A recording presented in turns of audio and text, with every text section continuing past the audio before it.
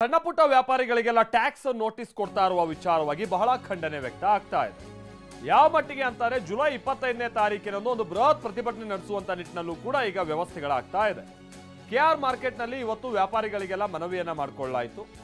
25ನೇ ತಾರೀಕಿನ ಬಂದ್ಗೆ ಅಂದ್ರೆ ವ್ಯಾಪಾರ ವಹಿವಾಟನ್ನ ಬಂದ್ ಮಾಡಿ ನಡೆಸುವಂತ ಪ್ರತಿಭಟನೆ ಇದು. ಮನವಿ ಮಾಡಿಕೊಳ್ಳಲಾಗ್ತಾ ಇದೆ. 25ರ ಬಂದ್ಗೆ ಸಾಥ್ ನೀಡುವಂತೆ ಮನವಿ ಮಾಡಿಕೊಳ್ಳಲಾಗ್ತಾ ಇತ್ತು.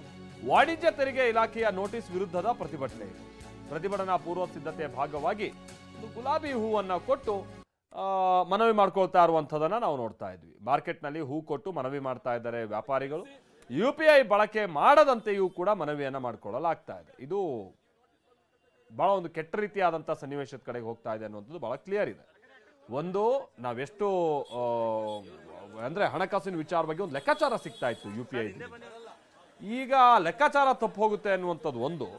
ಎರಡನೇದಾಗಿ ಡಿಜಿಟಲ್ ಇಂಡಿಯಾಗೆ ಸಂಬಂಧಪಟ್ಟ ಹಾಗಿನ ಒಂದು ಹಿನ್ನಡೆ ಅನ್ನುವಂಥದ್ದು ಒಂದು. ಎರಡು, ಚೇಂಜ್ ಸಮಸ್ಯೆ ವಿಪರೀತವಾಗಿ ಕಾಡುತ್ತೆ ಇನ್ಮೇಲೆ. ಇದು ವ್ಯಾಪಾರಸ್ಥರು ಹಾಗೆ ಗ್ರಾಹಕರ ನಡುವಿನ ಮಾತಿನ ಸಮರಕ್ಕೋ ಆಮೇಲೆ ಗಲಾಟೆಗೋ ಇದಕ್ಕೂ ಕೂಡ ಕಾರಣ ಆಗ್ಬೋದು. ಇದು ಹೀಗೆ ಮುಂದುವರಿಕೊಂಡು ಹೋದ್ರೆ ಇದು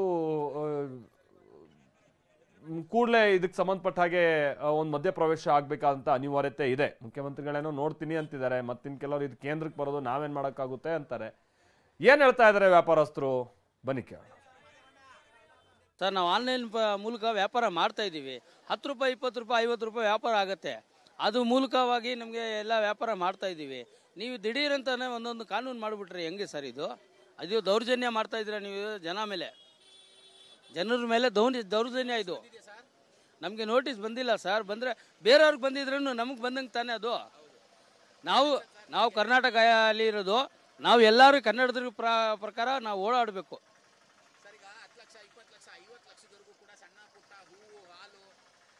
ಅವ್ರು ಏನು ಸರ್, ಹಾಲು ಮಾಡಿದ್ರೆ 2 ರೂಪಾಯಿ ಸಿಗುತ್ತೆ. ಹೂವು ಮಾಡೋರಿಗೆ ಒಂದು ಮಾರಿಗೆ ಒಂದು 5 ರೂಪಾಯಿ 6 ರೂಪಾಯಿ ಸಿಗುತ್ತೆ. 52 ಲಕ್ಷ ಅವ್ನು ಎಲ್ಲಿಂದ ಕಟ್ತಾನೆ? ಅವನು ಆದಾಯನೇ ಇಲ್ಲ ಅಷ್ಟು. ಅವ್ನು ಎಲ್ಲಿಂದ ಕಟ್ತಾನೆ ಪಾಪ?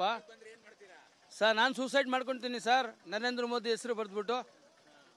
ಅಷ್ಟೇ ಮಾಡೋದು. ಇನ್ನೇನು ಮಾಡೋಕ್ಕಾಗಲ್ಲ.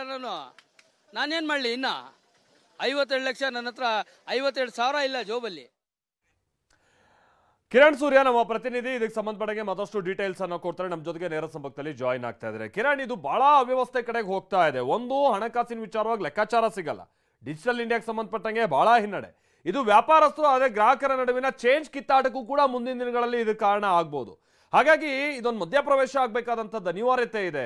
ಆದರೆ ಇದರ ನಡುವೆನೇ ವ್ಯಾಪಾರಸ್ಥರು ಹೇಗೆ ದಿನದಿಂದ ದಿನಕ್ಕೆ ಮತ್ತಷ್ಟು ಸಂಘಟಿತರಾಗಿ ಹೋರಾಟದ ಕಡೆಗೆ ಹೋಗ್ತಾ ಇರುವಂತದ್ದು ಬೆಳವಣಿಗೆ ಕಂಡು ಬರ್ತಾ ಇದೆ. ಕಿರಣ್,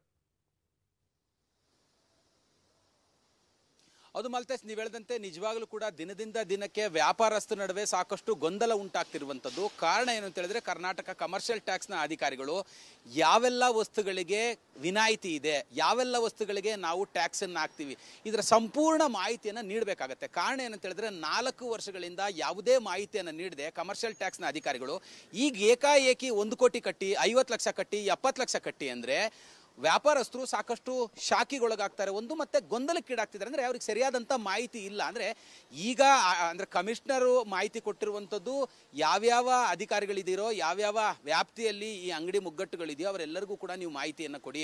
ನಿಮಗೆ ಬರತ್ತಾ ಟ್ಯಾಕ್ಸು, ನೀವು ಕಟ್ಟಬೇಕಾ ಟ್ಯಾಕ್ಸು, ನೀವು ಕಟ್ಟಂಗಿಲ್ವಾ ಟ್ಯಾಕ್ಸು, ಇವೆಲ್ಲದರ ಮಾಹಿತಿಯನ್ನು ಕೊಡಿ. ಮತ್ತು ಯಾರ್ಯಾರು 40 ಲಕ್ಷಕ್ಕಿಂತ ಹೆಚ್ಚು ವ್ಯಾಪಾರ ಮಾಡ್ತಾರೋ ವರ್ಷಕ್ಕೆ ಅವರನ್ನು GST ಅಡಿಯಲ್ಲಿ ತನ್ನಿ ಅಂತ ಈಗ 2025ರಲ್ಲಿ ನೀಡುವಂಥ ಮಾಹಿತಿಯನ್ನು 2021ರಲ್ಲಿ ಏನು ಕಮರ್ಷಿಯಲ್ ಟ್ಯಾಕ್ಸನ್ನು ಕಟ್ಟಿಲ್ಲ ನೀವು ಅಂತೇಳಿ ನೋಟಿಸ್ ಕೊಟ್ಟಿದ್ರು. ಆವಾಗಲೇ ಹೇಳಿದರೆ ಅವರೆಲ್ಲರೂ ಕೂಡ ಎಚ್ಚೆತ್ಕೊಂಡ್ರವರು, ಯಾರಿಗೆ ನೋಟಿಸ್ ಬರುತ್ತೆ ಯಾರಿಗೆ ನೋಟಿಸ್ ಬರಲ್ಲ, ನಾವು ಯಾವ ಥರವಾಗಿ ವ್ಯಾಪಾರವನ್ನು ಮಾಡಬೇಕು. ಈ ಕಾರಣ ಏನಂತ ಹೇಳಿದ್ರೆ, ಸಾಮಾನ್ಯವಾಗಿ ಅಂಗಡಿ ಮಾಲೀಕರು ಏನಿದ್ದಾರೆ ಯಾವುದೇ ಒಂದು ವಿಚಾರಕ್ಕೂ ಕೂಡ ಏನಿದ್ರು ಕ್ಯಾಶ್ ಬೇಡ ರೀ, ಕ್ಯಾಶ್ ಇಟ್ಕೊಳ್ಳೋಕ್ಕಾಗಲ್ಲ, ಕ್ಯಾಶ್ ಕಷ್ಟ, ಬ್ಯಾಂಕಿಗೆ ಕಷ್ಟ ಆಗುತ್ತೆ, ನೀವು ಆನ್ಲೈನ್ ಮಾಡಿ ಅಂತೇಳಿ ಲಕ್ಷಾಂತರ ರೂಪಾಯಿಯನ್ನು ಈಗಾಗಲೇ ಅವರಿಂದ ಅಂದರೆ ಗ್ರಾಹಕರಿಂದ ಅಂಗಡಿ ಮಾಲೀಕರು ಆನ್ಲೈನ್ ಪೇಮೆಂಟ್ ಮೂಲಕವಾಗಿ ಹಣವನ್ನು ಸ್ವೀಕರಿಸಿದ್ರು. ಈಗ ಏಕಾಏಕಿ ಇವರು ಬಂದು ಶೋಕಾಸ್ ನೋಟಿಸನ್ನು ಕೊಟ್ಟು 21ರಲ್ಲಿ ಕಟ್ಟಬೇಕು, 22ರಲ್ಲಿ ಕಟ್ಟಬೇಕು ಅಂದರೆ ಸಾಕಷ್ಟು ಗೊಂದಲಕ್ಕೀಡಾಗ್ತಿರುವಂಥದ್ದು. ನೀವು ಹೇಳಿದಂತೆ ಮಧ್ಯಪ್ರವೇಶನ ಮಾಡಬೇಕಾದಂಥ ಅವಶ್ಯಕತೆ ಇದೆ. ಮಧ್ಯಪ್ರವೇಶವನ್ನು ಮಾಡಿ ಇವರಿಗೆ ಮಾಹಿತಿಯನ್ನು ಕೊಡಬೇಕಾಗತ್ತೆ.